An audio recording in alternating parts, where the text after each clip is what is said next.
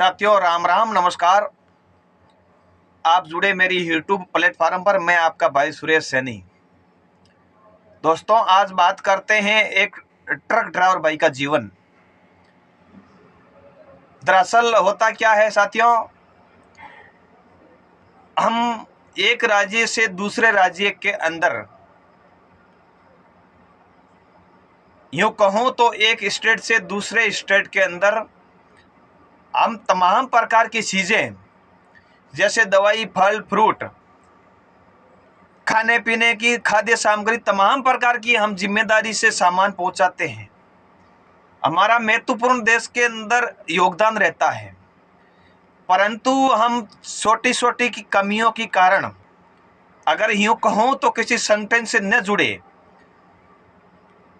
अपन किसी बात को न समझे और न सोचे समझे, अपन एक अंधविश्वास की दौर पर चलते हैं। कई बार हम ट्रक में माल लोड करते हैं। ट्रांसपोर्टर की अगर बात करूं तो अपन उसके ऊपर भरोसा पे माल लोड करते हैं, और अगर उस बिल्टी के अंदर कोई माल और रहता है और माल गाड़ी के अंदर कोई और रहता है, साथियों उनका तमाम प्रकार की जिम्मेदारी मोटर मालिक मानो या ड्राइवर भाई की मानो। अगर वो फंस जाए तो वो उसके ऊपर है, अगर निकल जाए तो ट्रांसपोर्ट वाला खुश। ये तमाम प्रकार की तकलीफ को लेकर एक पीड़ित ड्राइवर भाई, यूं कहूं तो मोटर मालिक, इस समस्या को बहुत दौर से, बहुत मुश्किल से देखते हैं। और रही बात, बहुत दुर्भाग्य की बात है, देश के अंदर हमारी एकता नहीं है। साथियों किसी भी संगठन से जुड़ना, मैं व्यक्तिगत किसी भी व्यक्तिगत इंसान और किसी भी व्यक्तिगत में एसोसिएशन का नाम नहीं लेता हूं, चाहे किसी भी संगठन से जरूर जुड़ना, ताकि आने वाले समय के अंदर आपकी कोई आवाज को बुलंद करे। साथियों तमाम प्रकार की रोड पे चलते हैं तो हम जिम्मेदारी लेके और सिर पे अपन बोझ का भार लेके चलते हैं। कोई आला अधिकारी अपनी बात को और ड्राइवर भाई की पीड़ा को नहीं समझते हैं। हम जितने भी आज तक वोट दिए हैं, किसी भी स्टेट की बात करूं चाहे किसी भी राज्य की बात करूं, किसी नेता को सुना तो किसी भी प्रकार के 100 में से एक नेता मिलेगा जो ड्राइवर भाइयों को पीड़ा को समझते हैं। मैं किसी व्यक्तिगत किसी बंदे का नाम नहीं लेता हूं, मैं अपनी पीड़ा को समर्थन आपके सोशल मीडिया की प्लेटफॉर्म पर आपके ड्राइवर भाइयों के समक्ष पीड़ा को रखता हूं। मैं ये कहता हूं कि एक राज्य से दूसरे राज्य के अंदर अपनी गाड़ी जाती है, तमाम प्रकार के अपने साथ बर्ताव होता है, और अगर होटल की मैं बात करूं तो तमाम होटल पे जाते हैं, तब आराम से अपन सुख की नींद नहीं ले पाता है। सुबह अगर रात भर 4 घंटा नींद लेती है, अगर सुबह होटल पे आंख खुलती और होटल के डीजल के गाड़ी का टंकी का डीजल का ढक्कन देखते तो टूटा हुआ मिलता है। अगर होटल मालिक से बात करें तो होटल मालिक बोल रहा है कि मुझे पता नहीं है। ये तमाम प्रकार की चीजों को लेकर होटल मालिक उसको पता है कि ड्राइवर जाएगा तो आगे तक कहां जाएगा, पुलिस तक जाएगा। अगर ड्राइवर को पता है कि हम लोकल आदमी नहीं, हम बाहर के आदमी हैं, हम हार मानने वाले हैं, फिर पुलिस प्रशासन के पास जाने वाला रहेगा तो होटल कर्मी उनसे पहले ही पुलिस को खरीद लेगा। तो ये तमाम प्रकार की चीजों को लेकर अपन एक मंच पे होना पड़ेगा। साथियों हम भ्रष्टाचारों से बचकर, लूटपाट से बचकर, कई बीमारियों से टलकर, हम बहुत महत्वपूर्ण हमारा योगदान है, परंतु हम एकता की कमी की वजह से हम दर दर की ठोकर खानी पड़ती है। हम घर परिवार से छोड़ के निकलते हैं तो किसी धर्म का कोई विशेष की बात नहीं करते, हम सब निकलते हैं तो हम सब भाई हैं। हर छोटे मोटे ड्राइवर मुसीबत के अंदर रोड पे मिले तो उनका सहयोग दीजिए और उसकी मदद कीजिए, क्योंकि आप सब समझदार हो। मैं नहीं चाहता हूं कि कोई समझदार है, सबकी पीड़ा मेरी पीड़ा एक है, हम सबको भाई मानते हैं और हम हिंदुस्तानी हैं, हम भारतवासी हैं। परंतु हम एक राज्य से दूसरे राज्य के अंदर जाते, तमाम प्रकार के हमारे साथ में सवाल खड़े होते हैं, तमाम प्रकार के हमारे साथ लूटपाट होती है। साथियों आने वाले इस वीडियो बनाने का मेरा एक ही लक्ष्य है कि मेरी पीड़ा, आप भाइयों की पीड़ा एक है या गलत है। तमाम देश के मेरे सारथी नेताओं को मैं कहना चाहता हूं कि ड्राइवर देश की अर्थव्यवस्था को रीढ़ की हड्डी है। कहते आए हैं कि टोल प्लाजा पर गाड़ी को ज्यादा से ज्यादा सेकंडों में खड़ी नहीं रहती है, परंतु हम तमाम प्रकार के इस जिम्मेदारी के बोझ को लेकर 48 घंटा, 72 घंटा हम ट्रैफिक रूल्स के अंदर रहते हैं, फिर भी हमारी मंजिल पे जाने के लिए हम पीछे रह जाते हैं। साथियों मैं कहना चाहता हूं कि आने वाले समय के अंदर हम, हमारे पुरुष ने भी गाड़ी चलाई है और हम भी चले आते हैं और हमारी नई युवा पीढ़ी भी गाड़ी चलाएंगी, परंतु उसमें और पुरुषों ने चलाई उसमें रात और दिन का अंतर है, क्योंकि वो पहले का टाइम सोशल मीडिया का जमाना नहीं था, अब सोशल मीडिया का जमाना है। साथियों आने वाला समय इससे भी घटिया होगा ड्राइवर भाइयों के लिए, रीढ़ की हड्डी तोड़ने के लिए। हमारे देश के फौजी भाई, एक बॉर्डर पे सैनिक की सीमाओं पर लगा हुआ हमारा सैनिक फौजी भाई, क्या उनसे हम भी कम है क्या?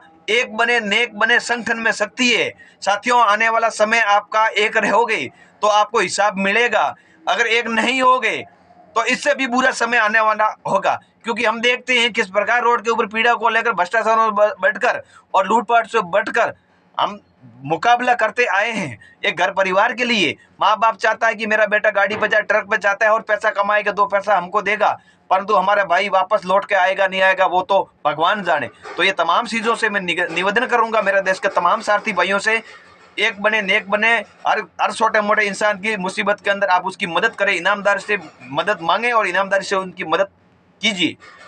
धन्यवाद। इस मेरा यूट्यूब प्लेटफॉर्म का मेरा कहने का उद्देश्य यह था कि तमाम देश के सारथी भाइयों से आग्रह रहेगा, निवेदन रहेगा, एक बने नेक बने, किसी भी संगठन से जुड़े पर जरूर संगठन से जुड़ना, आने वाला समय आपका रहेगा। दरअसल होता क्या है, हम हमारी मंजिल से हजारों किलोमीटर भूखे प्यासे हमारा स्टेट से दूसरे स्टेट के अंदर हम जाते हैं तो हमारे को ट्रैफिक रूल्स का जो आला अधिकारी होते हैं वो हमको तुरंत रोक देते हैं। हमको क्यों रोकते हैं कि हमारी गाड़ी बाहर की रहती है, अदर स्टेट की गाड़ी देखकर उसको मक्खन मिल जाता है और यूँ कहूँ तो उसको मध का घी मिल जाता है, परंतु क्यों होता है, बंद कमरे के अंदर हमको छुपा के लेके जाते हैं और बोलते हैं इधर पैसा रखो, इधर एंट्री रखो, हमारा कागजात फेल होकर डेंटल टैक्स परमिट फिटनेस तमाम प्रकार के लाइसेंस से लेकर अगर गाड़ी का ऑलरेडी कागजात पूरा है फिर भी हमको एंट्री देनी पड़ती है। क्यों ऐसा हमारे साथ क्यों होता है?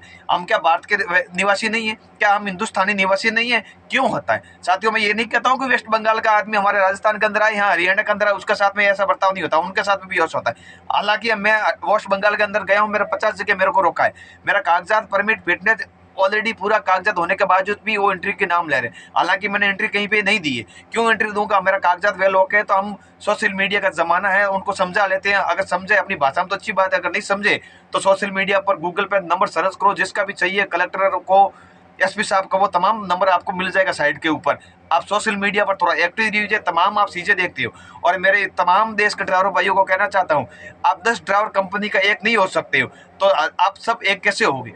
एक कंपनी के अंदर मैंने बात सुनी थी, एक ड्राइवर होता है, 50 ड्राइवर में से एक ड्राइवर को उसको मारता है और उसको नीचे उतारता है, तो 49 ड्राइवर उनको देखता है और किसी भी प्रकार का समझाइश के बाद वो ड्राइवर एकता नहीं होता। ये हम तमाम चीज़ें देखते हैं, इसको एक को उतारते हैं तो बाकी वाले देख मजा करते हैं कि एक को उतार दिया, बस खुश होते हैं। दोस्तों, धोखा देने वाला से खाने वाला बहुत बड़ा होता है।